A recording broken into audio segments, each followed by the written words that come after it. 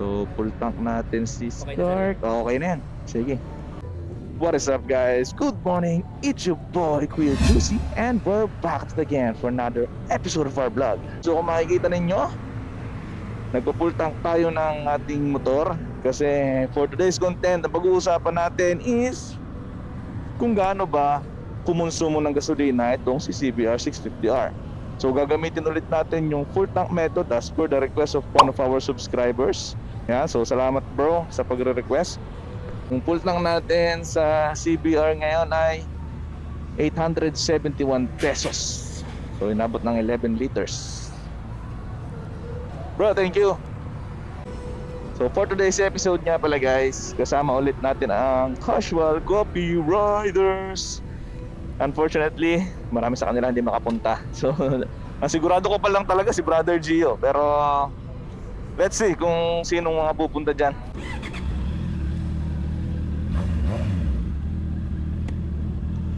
Let's go, let's go. So nga pala, tingnan muna natin yung total odo natin. So sa ngayon, nasa 6,645. Yun, tandaan natin yan ngayon, 6,645 kasi dyan tayo magpe-pace mamaya. Let's go, let's go.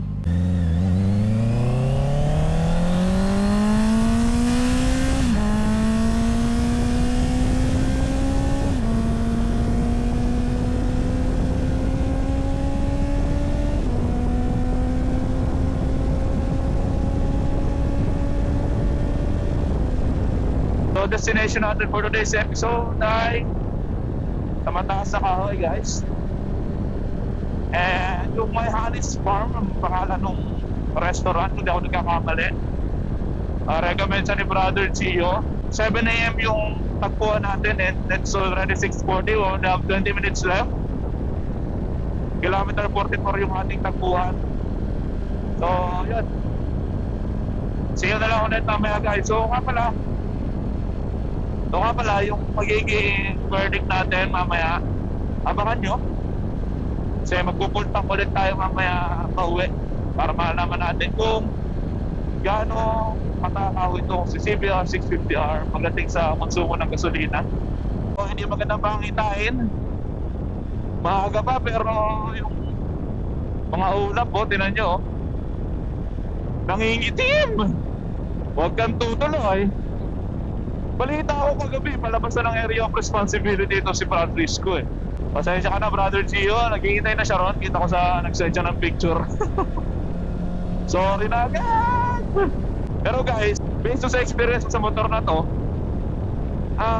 feeling ka mas tinipid to kaya sa kay 675 NKO. Pinupuri na kita, Stark ha? Huwag ka na magtatampo ha.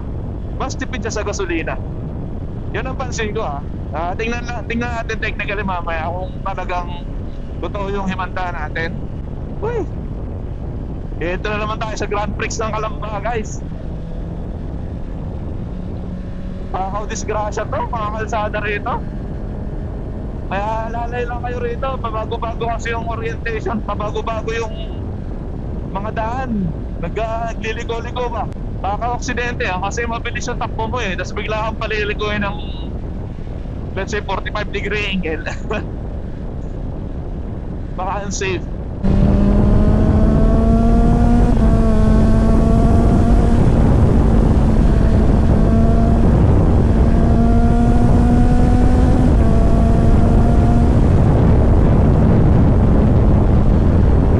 Alam mo, may nanonood sa inyo na gustong gusto nang bumili ng big bike.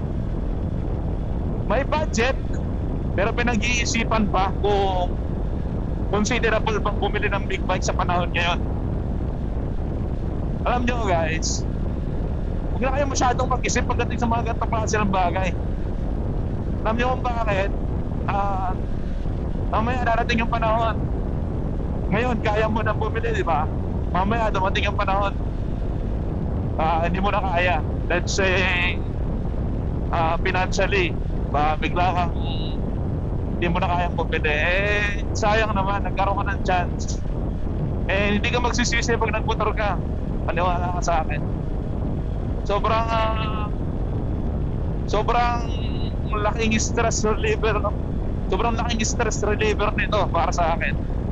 What a breath of fresh air ba? Parang ganun. And hindi lang to apply sa akin. Sa karamihan to ng mga nagbomotor, actually. Ito na naman yung Grand Prix, oh. So tulad nga sinasabi ko, guys, habang kaya mo pa, kumuha ka na. It doesn't matter kung anong klase ng bike yan. Kahit scooter yan, kahit adventure yan, doesn't have to be a sport bike para malesen yung burden na nararamdaman mo.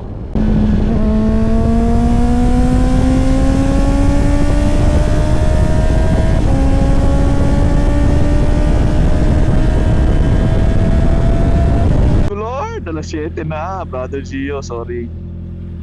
Salamat sa paghihintay. So, nandito na tayo sa kilometrahe 44. Andito ba siya? Ayun. Tatabihan na natin. Inis ni Sina, no? Ano ang pangalan nito? Si Enoki? Yun, so... Oo, sige, sige. Tambo exit. Duo kami ngayon ni Brother Gio. Puro cancel yung mga tropa natin. Si Brother Job, naparami ata ang inom kagabi. Si Crank, mag-aalaga daw ng baby boy niya. Si Mark, baka hindi nagising na maaga. Duo, pareho kaming walang quad lock. Hindi namin alam paano kami makakarating. So masarap ka rin yung mga ganito, chill lang.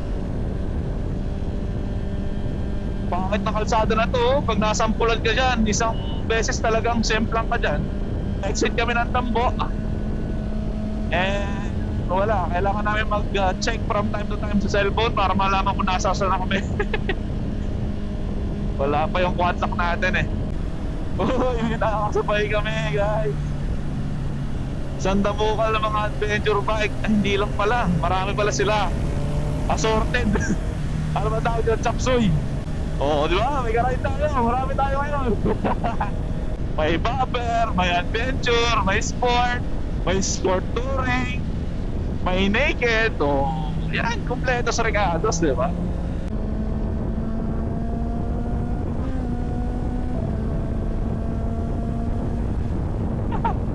Pumalaki yung pa ako.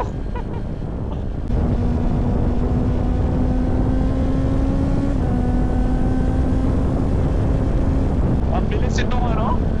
C9? Effortless lang eh. Napakabait pa ng driver nito.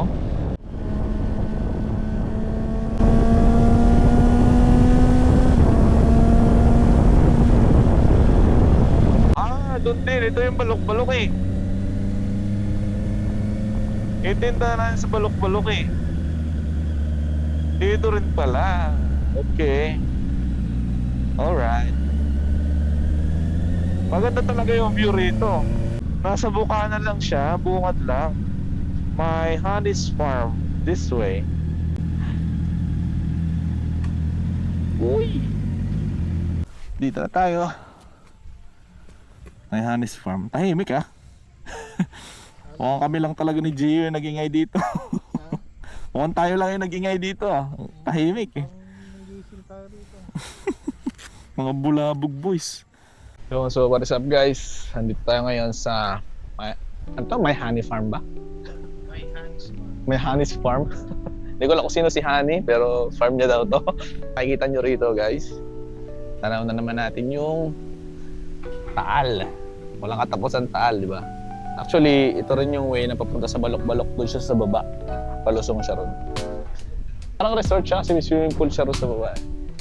Oo, ayan. Kasama natin. Poging-pogi. Si Brother Gio.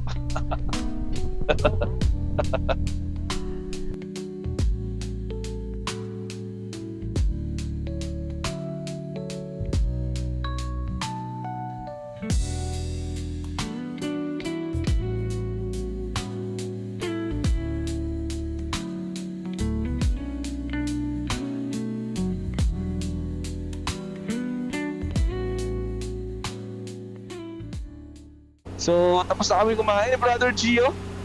And palis na kami. Okay din naman yung place guys.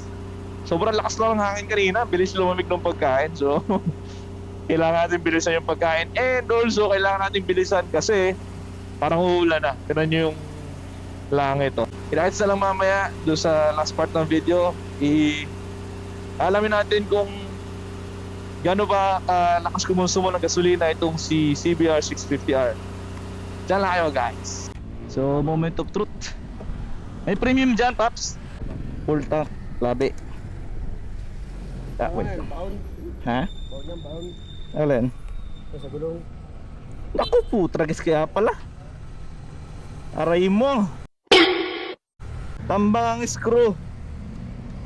God damn, kaya pala bagsak yung pressure ko. Sabi ko parang malambot. Ayun pala. So yun guys, kanina 6645 6752.3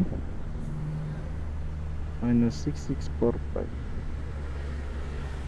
107 kilometers yung tinakbo natin. Tapos 4.429 equals ang tipid guys, di ba? Sabi ko sa inyo 24.22 kilometers per liter. Well, kaya natin umabot ng 20. Sabi ko sa inyo mas matipid to Mix ano na to mix riding style na to actually. So guys, ano sa tingin nyo? Diba? Inline 4 na matipid 100 plus kilometers, diba? 300 plus lang 360 pesos 100 kilometers, diba? Tipid na yun actually. Ang problema natin ay ito, ang bangang screw. Anyway guys, hanap lang muna ako ng mapapag-vulcanize nito. Tapos ayun, tapusin ko na lang muna dito yung video guys. Kung nagustuhan nyo yung video, please don't forget to leave a like at mag-subscribe sa channel natin dyan sa baba. Again, this is Kuya Juicy and peace.